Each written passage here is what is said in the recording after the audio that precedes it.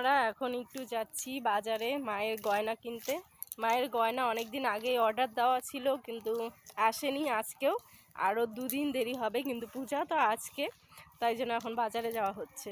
দেখি বাজারে কি পাই, দোকানে যাচ্ছি এখন। তো চলো যাওয়া যাক। আমি কিন্তু একা যাচ্ছি না, এই যে বুনু যাচ্ছে, ওই যে ভাগ্নি যাচ্ছে, সবাই মিলে যাচ্ছি। এই যে আমাদের বাজার কিন্তু বেশি দূরে না, সামনেই। আর এই দিকটা দেখো, মানে ভুট্টা ভর্তি। এই দেখো পুরা দোলাটা ভর্তি ভুট্টা। এই দেখো, দেখছো কি সুন্দর লাগছে না? এই যে বাজার কিন্তু আমাদের ভেতরে আরও অনেক দোকান আছে, মানে এটা সামনেটা, আমাদের বাড়ির দিক থেকে এটাই সামনে। চলে এসেছি দোকানে, এই যে দেখা হচ্ছে মালা। এই যে দোকানদার, এটা কিন্তু আমার দাদু হয়। আরে নাচছি কার হলো, এটা হলে ভালো হবে।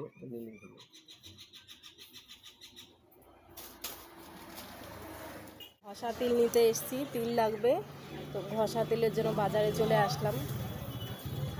কি করতে তাও করা হয়ে গেল। তাও কাকুর দোকানে এসে ক্যালেন্ডার। ঠাকুরের জন্য জবা ফুলের মালা গাঁথা হচ্ছে। 108টা জবা দিয়ে এখন মালা করা হবে। আমাদের কিন্তু প্রতি বছরই 108টা জবা ফুল দিয়ে মালা গেঁথে দেওয়া হয়।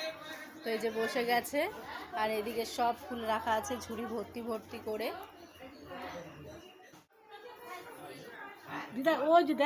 রাতের রান্না বসানো হবে, তাই এই যে গ্যাস নিয়ম আছে, সেই নিয়মগুলো করলো মা আর কাকি মিলে। এদিকে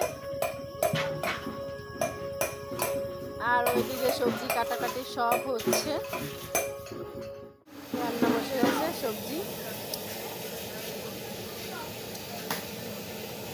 এগুলোকে ভাপ দিয়ে নিবা, সবজিগুলোকে ভাপ দিয়ে নিবা, পুরো বয়েল। ও বয়েল।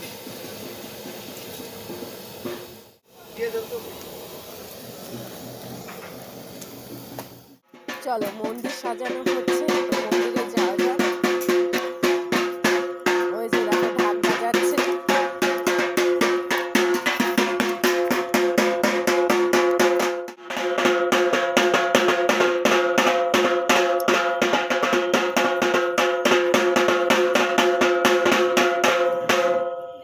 রান্নার তোড়জোড় চলছে।